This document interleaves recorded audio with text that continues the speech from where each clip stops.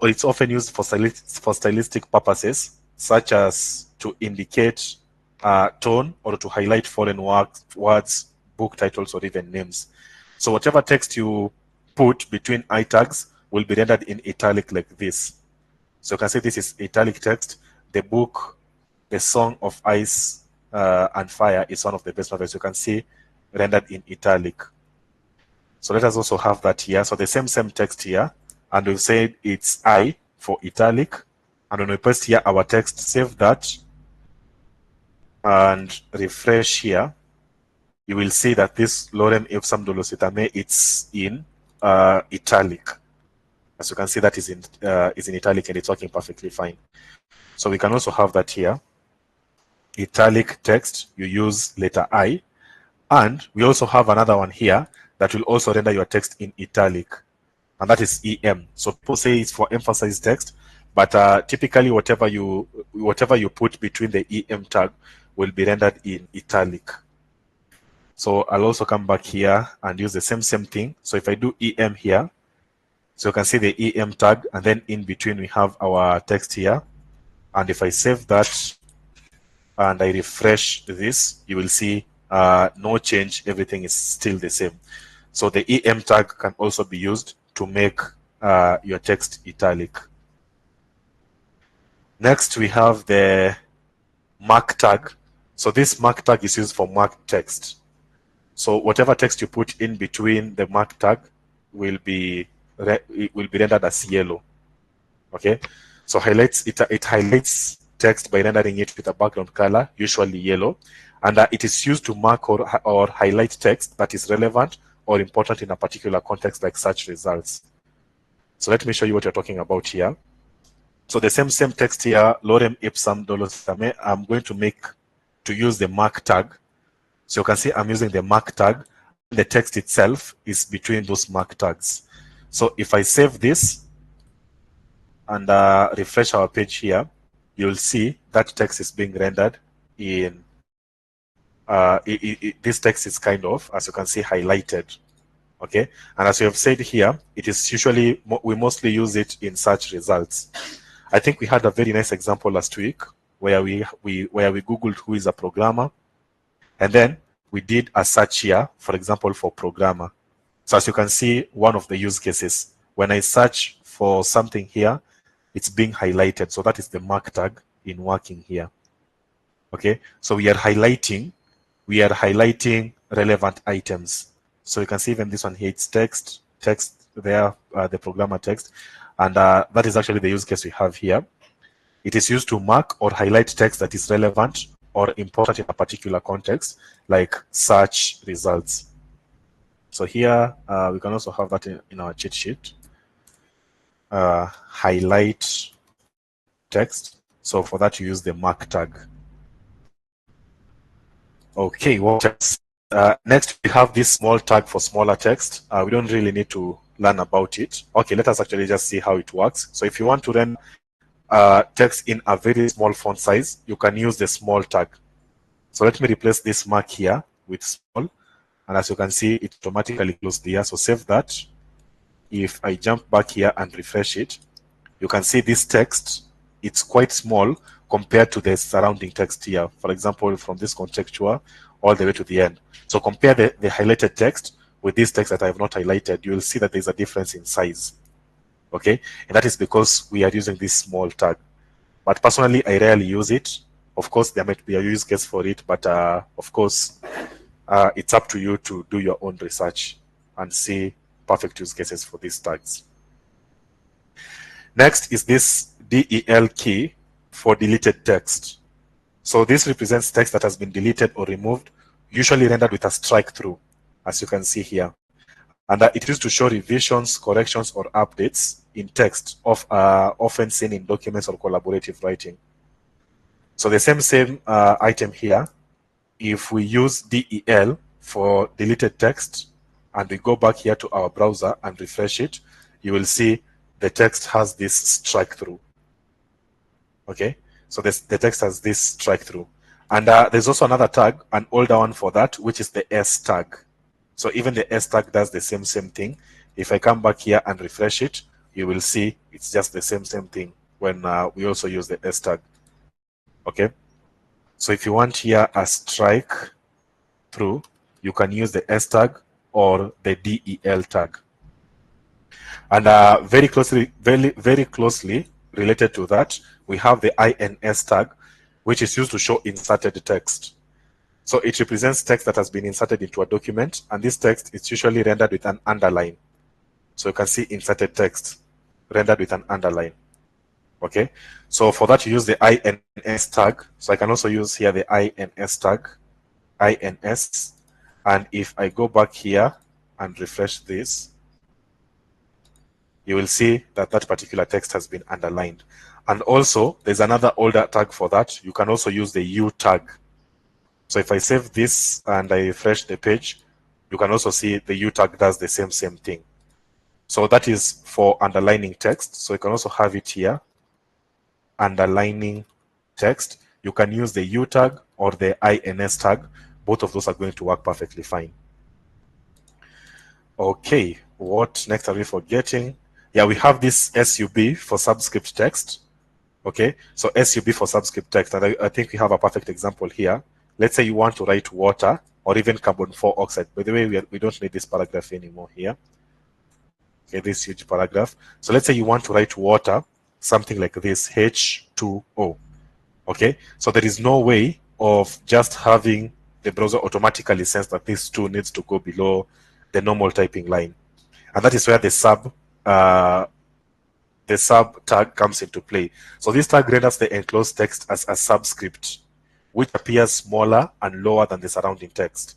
So here, if I do SUB for subscript text, and I put here a number 2 like that, you'll now see H2O is now, okay, just a second. If I now refresh this, you can see H2O being written like that. So that is what we mean by subscript text using SUB. And then we also have here SUP for superscript text. So these tags renders the enclosed text as superscript, which means text as superscript, which appears smaller and higher than the surrounding text. So that particular piece of text will appear smaller and higher than the surrounding text. So it is the opposite of subscript text. Okay, so the area is 500 kilometers squared. So if I want squared, I'm going to use SUP for superscript text and then a 2 like that. So if I save this and then refresh this, you'll now see the area is 500 kilometers squared. So that is what we mean by superscript text. So for subscript text, we use SUB, and for superscript text, we use SUP. So for subscript, SUB, for superscript, SUP. And ladies and gentlemen, those are formatting elements in HTML. But at the moment we learn CSS, all of these elements, okay, not all of them, but 90% of them are going to be relevant. For example, the moment we learn CSS, you'll never have to use this bold tag anymore, and even the strong tag. The moment you learn CSS, you'll never have to use the italic tag or even this EM tag. You'll never have to use the small tag, for example. So it's just a good idea to understand them because you can use them in Markdown. So I'm going to show you how to write Markdown files. Okay, so there is no way of styling Markdown files, but when you get there, I'm going to show you why these formatting elements can be a bit of an help when it comes to writing those Markdown files. Any questions up to this point? Any questions? Do we have any questions? Okay, so let us look at the next concept. And by the way, guys, this is a very, very important concept when it comes to structuring elements. Okay, so this is actually now where the real designing begins. The concept of block and inline elements. So all elements in HTML can be categorized into 2 main types. So all the elements that we have in HTML, they can be categorized into 2 types. Number 1, we have block level elements, and number 2, we have inline level elements. Okay, so the difference is the fact that block level elements not starting on a new line. There's one I'm looking for. Yeah, So these block level elements, they always stretch up to take the full width of the parent. Okay, so they always stretch to the block level elements, they always stretch to take up the full width available, and it's usually the width of the parent. So for now, when you're starting out, you can just tell yourself the full available width of the browser, and I'm going to show you guys this in a few seconds. Again, we are saying that all elements in HTML can be categorized into two types. We have block level elements and we have inline level elements. Those are the categories of the elements that we have in HTML. Now, block level elements, they stretch to take up the full width of the browser. Let us just say of the browser for now, but we'll come back to correct that in a short while. So block level elements, they stretch up to take the full width of the browser, while inline level elements, they only take up as much width as they need. So an example of block level elements, for example, is H1 to H6 and even the paragraph elements. Let me show you guys what I'm talking about here. If I was to type here heading 1, okay, a heading 1 that says hello world, this particular heading 1 is going to take up the full available width of the browser. So if I go back here and refresh it, of course, we'll not be able to see that, but there is a very neat trick. Of course, you don't need to understand CSS as of now. We'll learn more about this tomorrow. But if I was to say here, style is equal to border 2 pixels solid red, then you'll be able to see basically what you're talking about here. So if I refresh this, you will see this element over here, this hello world text. It's taking up the full available width of the browser. Okay, please don't overthink these spaces that you're seeing here to the very end. We will discuss that tomorrow. But as you can see for now, this particular element is taking up the full available width of the browser, and that is what we refer to as a block level element. If you look at that particular H1, it only needs this space up to where this world is ending. Okay, this hello world up to where this text world is ending. But as you can see, it's taking up the full available width of the browser. Now, the opposite is inline level elements, and these inline level elements, they only take up the amount of space that they need. So let me copy this style, and I'm going to have here an anchor tag that goes nowhere. So if an anchor tag is going nowhere, you can just use a pound there. Okay, you can just use that pound symbol or rather that hash symbol, and I can just say hello world. So the same styling here. Style is equal to border 2 pixels solid red. Again, you don't have to understand CSS as of now. Tomorrow we are going to see what we mean by all of this nonsense here of border 2 pixels solid red. But if I go back to the page here now and refresh it, you will see how an inline level element is behaving. It's only taking up the amount of space that it needs. The opposite is a block level element that is taking up all the available width it can occupy. But for the inline level element, it's only taking up enough space for its content. And even if I was to duplicate this here, this hello world, if I was to duplicate it and have another hello world, so save this and I refresh it, you now see how this behaves. Because it's an inline level element, it's only taking up the amount of space it needs. Okay. Now, another distinction between inline level elements and block level elements is the fact that block level elements start on a new line. Okay, and block level elements, they usually start on a new line. So if I was to put another heading 1, it will not start from here going all the way to the end. It wants its own new line. So you can look at these block level elements as the greedy elements that we have in our page. So if I was to put here another heading, maybe this time heading 2, okay, that says what a wonderful world. So let us have the same styles. Okay, you will notice that when I refresh the browser, that heading 2, it will not start from here. It will start on a new line. So that is what we mean when you say they start on a new line. It's not starting from here going all the way to the end. It's starting on a completely new line. So this is the difference between block level elements and inline level elements. Now, we have said that block level elements take up the entire width of the browser. Now, that is not true. Block level elements take up the entire width of their parent, not their browser. So what do we mean by a parent? When we nest two elements together, the containing element is referred to as the parent element, and the contained element is referred to as the child element. Okay, so when we nest two elements together, the containing element is referred to as the parent element, and the contained element is referred to as the child element. In this case, for example, the body here, this body is the parent element of this heading 1, anchor tag, and this heading 2. Why? Because they are contained inside of this particular body over here. So this body is the parent, and then all of these other ones over here, they are the children. Now, if I was to change the width of this body by using the style, for example, style is equal to width, let's say 500 pixels, something in those lines. If I was to change that, now you'll be able to see it's not the full width of the browser, it is the full width of the parent element.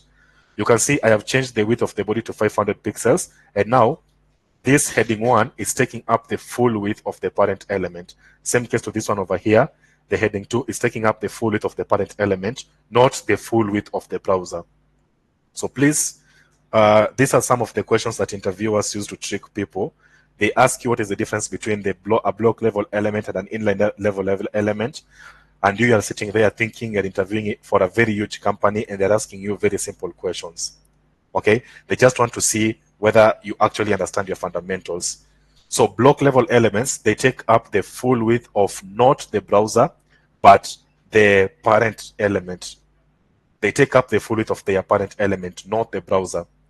Even if I was to change the width of this browser, sorry, not the browser, but the width of the parent element to be, let's say, 300 pixels, then that is exactly what the width they will try to take. They will try to take the width of the parent element. Maybe we can just try to put here a border to see this parent element well.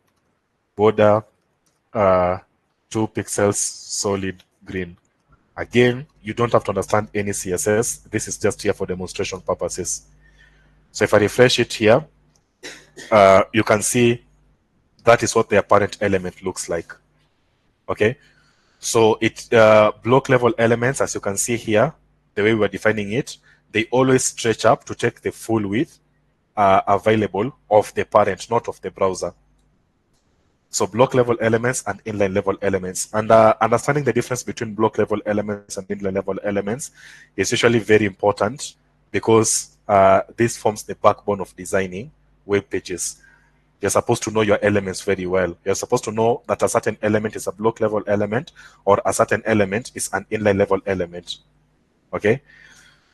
So we're going to see later on the behavior of block level elements and the behavior of inline level elements. For example, okay, right now you don't know what is a margin, but you can see block level element, for example, they have some margin. Okay, we'll look at that later on. Okay, somebody is not muted. Okay, let us continue. So I think we now know the difference between block level elements and the difference between block level elements and inline level elements. So very quickly, this is a very simple one. Let us talk about HTML attributes. So HTML attributes provide additional information about HTML elements. So very simple and very straightforward. HTML attributes provide additional information about HTML elements, and they are always included in the opening tag of an element, and they come in name value pairs like this. Name is equal to value. So this is what we mean by the way, let us first of all have a cheat sheet for block level elements. Sorry for that, guys. Just a second. So block versus inline elements. So block elements sorry, take up the entire width of the parent and start on a new line. And then we have here some examples. For example, the heading 1 all the way to heading 6. Even a paragraph is a block level element, and among other ones that we're going to see. And then we have inline elements take up only enough space to fit their content, and they don't start on a new line. And an example of this is an anchor tag, and even an image is an inline level element. So we'll keep looking at some of these block and inline level elements as time goes by. So right now we're looking at HTML attributes. So HTML attributes provide additional information about HTML elements, and they're always included in the opening tag of an element, and they come in name value pairs, like what you're seeing here. Name is equal to value. So these HTML attributes, they are always included in the opening tag. You can't place an HTML attribute in the closing tag of an HTML element. That's wrong. You're always supposed to place it in the opening tag. Okay, so for example, the IMG, okay, the IMG tag, it takes at least two attributes. The first one is the SRC attribute for defining the path to the image, and the alt attribute for providing alternative text for the image. As you can see here, the name of the attribute is equal to the value within double quotes. The name of the attribute is equal to the value within double quotes. Very simple and very straightforward. And here's a list of other HTML attributes, which we'll probably look at tomorrow. For example, the class, which is used to apply CSS, same case to the ID, which is used to apply CSS. The style attribute, you've already seen it. I've already given you a teaser of that one. We have the href attribute in anchor tags, used to specify the URL of the page that a particular link goes to. And then you also have the title attribute that adds a tooltip to an element. Of course, we'll also continue looking at that. And we have hundreds of HTML tags, each with its own, not tags, but attributes. We have hundreds of HTML attributes, each with its own unique functionality. Do we have any questions up to that point? Any questions?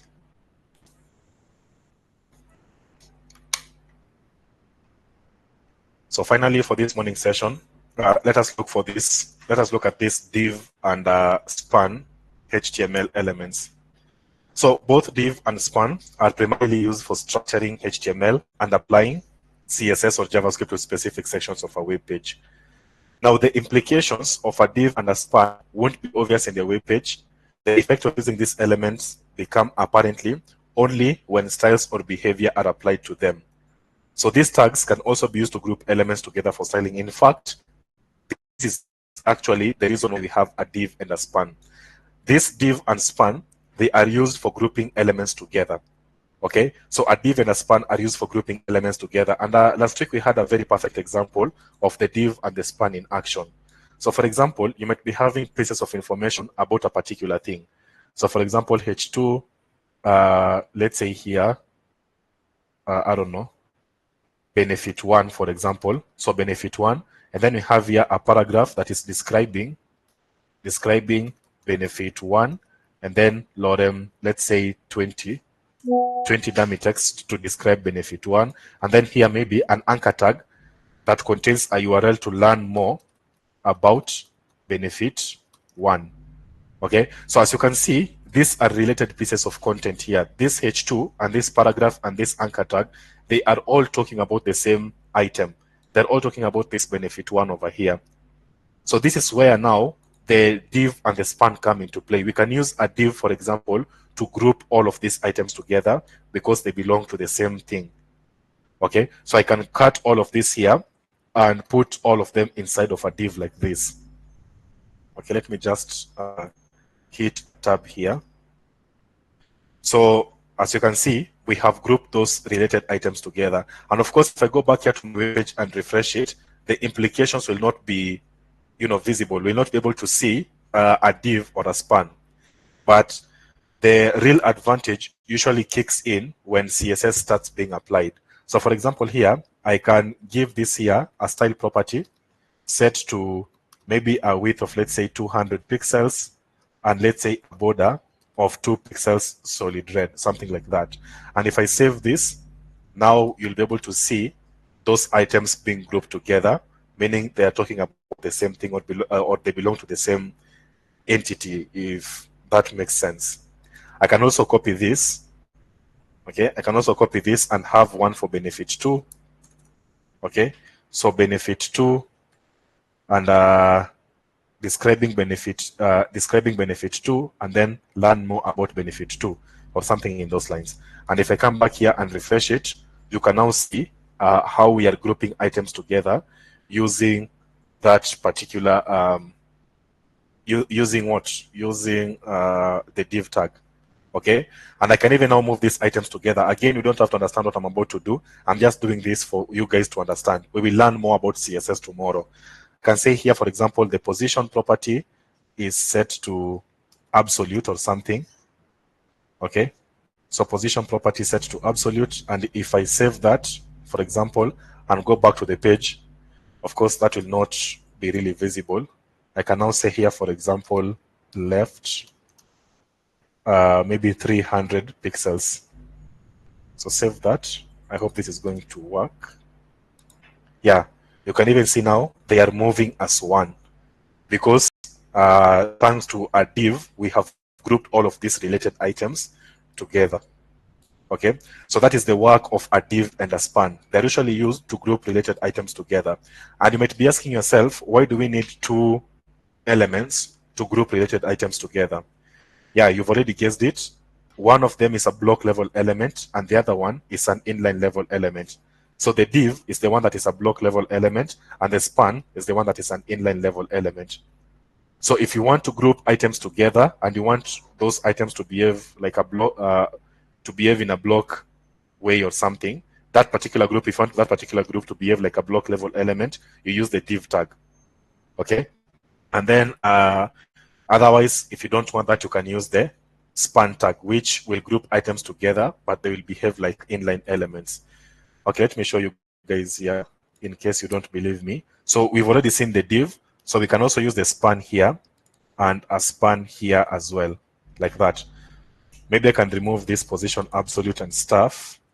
Again, we will look at this tomorrow when you're learning about CSS. So if you don't get what is happening with these styles, don't worry. So I've saved that. If I go back here to the page and refresh those, okay, very weird behavior from the inline elements, but this is beyond the discussion now. Okay, this is beyond the discussion. We'll discuss this tomorrow. But for now, just understand that if you want to group items together, you use either a div or a span. So a div will group items together, but that particular group will behave like a block level, and then a span will group items together, but they'll behave in an inline way. Any questions up to that point? Should we cover HTML tables right now or in the afternoon? Okay, you can drop from the call then. So meanwhile, you can finish up the